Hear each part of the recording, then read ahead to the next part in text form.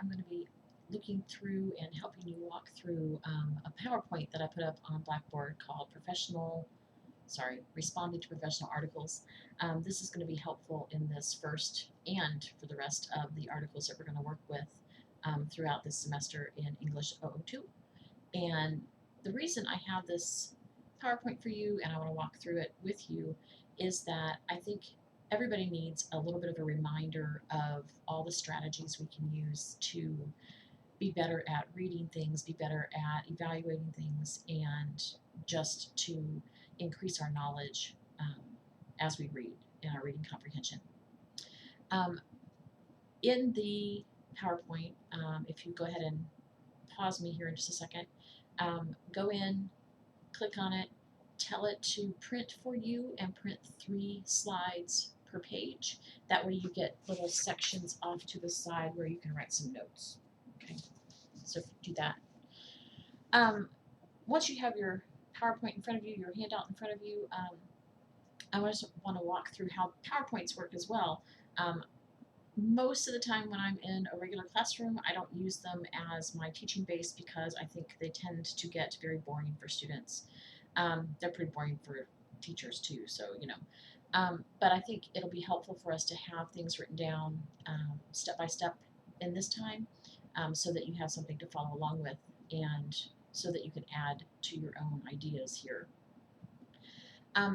The first slide is the title and a little bit of different things to look for, responding to professional articles, making citations, making annotations, that kind of thing. We are going to be focusing on reading and annotating, and annotating is just adding your own notes right to the text that you're looking at. For the articles that we're going to be doing in this class, especially the first one, the penny article, print it out. It's 3 pages, and the type is really big.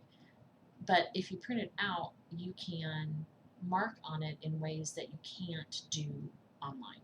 Okay, and this goes for everything. Honestly, I write in everything. It took me a while, but I really enjoy making sure I understand what's going on in the text, drawing my attention back to things that I notice when I go through the first time or the second time through. I don't always remember that wonderful insight I had on this particular page when I'm busy writing my paper, a week later, or even a day later. You may not have that problem, but I tend to not remember things unless I write them down. So I'm encouraging you to write things down. If you don't already have a critical reading strategy of your own, you don't have a system that you use yet, look at one of the handouts that is at the bottom of Unit 1. I put 2 up there, critical reading strategies and questions for critical reading. The strategies one will give you a system of colors and things like that to do things with. Now, once you get in a habit of following your critical reading system, I would encourage you not to use highlighters. I know lots of people love highlighters because they're colorful. It really does draw your attention to that particular item, but we tend to overuse them, and you can't write notes in the margin with a highlighter for lots and lots of reasons. I love to use colored pens or colored pencils to underline things. If you're really OCD, get a little ruler, little 6-inch ruler, and mark, be real straight. Colored pencils work really well too, and you can decide that you're going to use a certain color for the main ideas or a certain color for this one line of thought. Everything that pertains to the history of the penny, for example, you're going to mark it in green. It just helps those of us who are kinesthetic, those of us who are visual. It really does help us both in the marking itself and in drawing our attention by color. There are lots of other things you can use to draw attention to things, especially in books that you're not allowed to write in.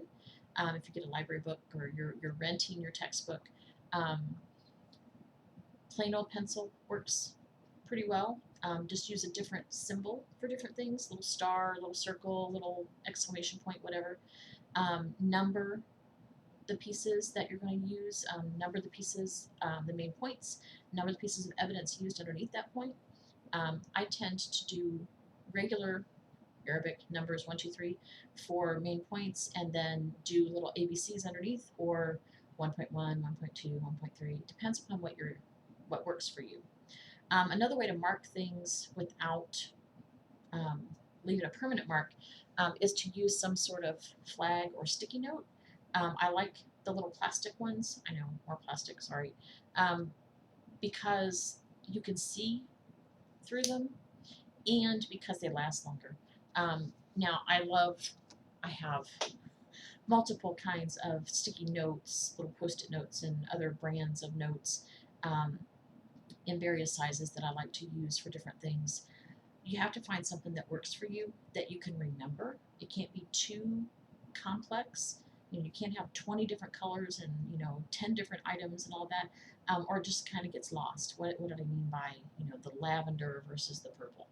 Okay. But follow your critical reading system. Find a simple one. Start with just numbering the main points, putting little stars by sources that are used, and see if that doesn't help you identify where things are and what the depth of the argument really is. And I'm going to make sure I'm going in the right order here. A couple of things about how we take notes and what we're looking at. When we're looking at an argument to find out whether we agree with it or not, like we are with the penny article, keeping track of the main ideas and the evidence is about as much as we need to do. So as you walk through this very short article, how many main points does the author have? What kinds of evidence does he use to back those pieces up? And which ones resonate with you the best? Those are legitimate ways of getting through this. And it'll help you figure out what to write about once you get to that point too. In other forms of writing, and especially the second article we're going to be doing this semester, you need to keep track of the structure of the article as well. Does the article move through the points in logical order for you as the reader? It obviously made sense to the writer when he or she wrote it, but do we have enough of that to go along with? A lot of things in formatting, especially if you're looking at a textbook, or you're looking at a scientific or technical article, they're going to use certain types of headings, and you know what to expect in each one of those. Most science writing is going to give you, this is my introduction, this is my method, this is my plan, this is my organization. They're going to be very good about signposting. Most of your textbooks, too, will be like that. Sometimes textbooks will use the same headings in every chapter. Other times, they're just outlining the main points, and that's what the headers will be. Back to keeping track of your major ideas. Make sure that you're numbering. Make sure that you're really on to a new idea. Sometimes articles will list their main ideas in an early paragraph and then actually go follow that same order throughout the article, so that's helpful. But don't mistake the list for the actual main ideas. Okay, so those are going to be in your questions, in your paragraphs. One of the things that you need to do, not so much in the penny article, but when you're looking at arguments and evidence later on, or just out in the regular world, one of the things you need to do is to check any citations that the author uses. Make sure they're real. Make sure they're actual experts.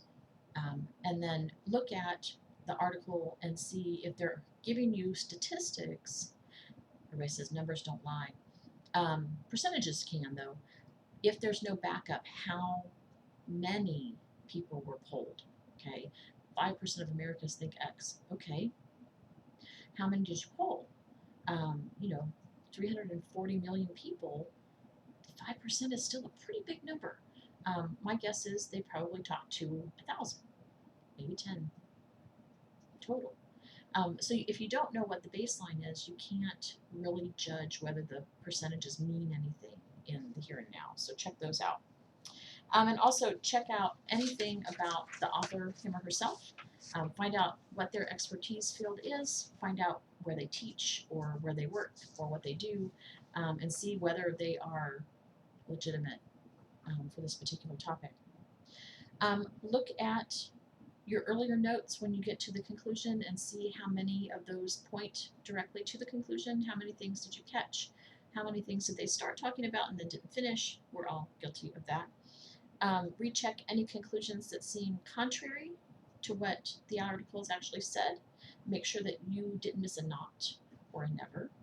And then review the introduction to see whether or not it actually painted a picture of what was going to happen.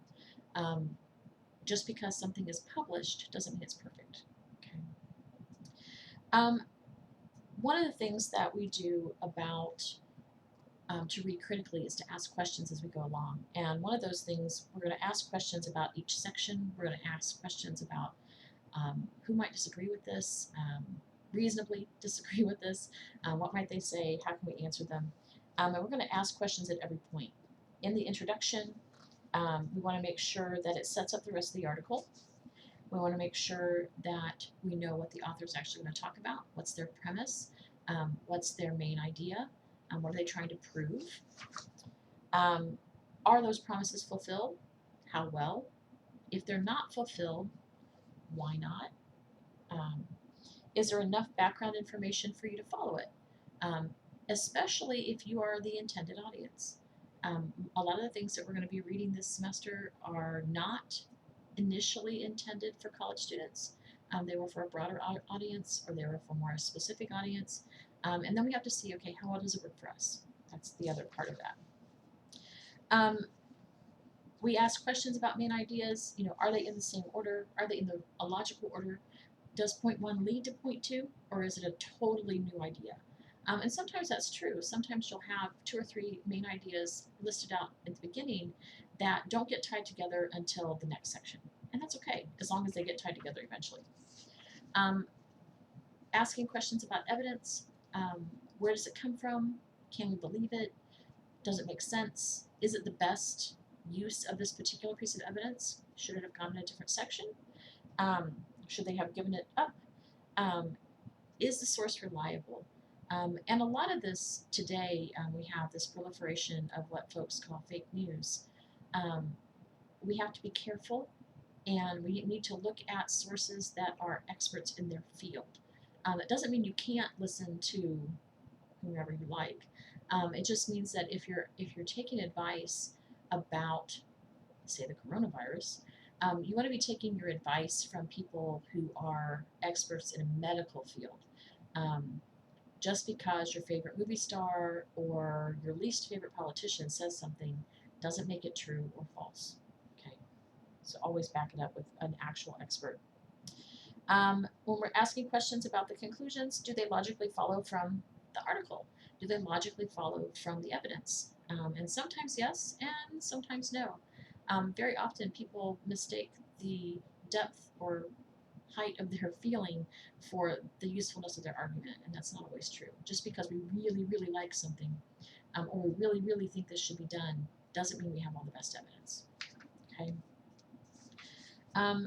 When you're writing a response, and this is the big piece for this particular paper, be skeptical, be curious, but be respectful. It's not in good form to call the author names or to belittle them. Think about this has been chosen for us by people who know what they're doing. They think this is going to be a good way to get started on things. It's a fairly low stakes argument, and it's something we can practice. So treat it with respect. Treat the author with respect as you would expect them to treat you. Since the author is an expert in the field, and you are not yet, keep that in mind. Make sure that you are asking good questions, yes, but not being rude and obnoxious about it. Okay. On the other hand, be skeptical. Just because the author is an expert doesn't mean they got everything right. You can call into question something that is dated or is obviously incorrect. Just make sure that you're supporting your own words with your own evidence. And then be curious. If there's something that sparks an interest, look it up. If there's something that you think needs more research, by all means, go do that. Don't settle. That's the big deal, especially in academic writing. Don't settle. Make sure that you're doing your due diligence, that you are taking a look at experts and authors and making sure that they really are experts in this particular field. Remember, there's no such thing as a general expert, regardless of who says that. Um, everybody who claims to be an expert should be an expert in one or two closely related fields. You can't be an expert in everything, especially not in this day and age. So keep that in mind as you're going through and looking at these articles. Now, for the assignment, for Unit 1 assignment, keep this all in mind. Come back and look at it again. Ask questions if you have them. Just make sure that you're spending enough time with the material so that you can write from a place of confidence and of understanding. Okay, so if there's anything you don't understand, ask good questions. Okay, thanks. Have a good day.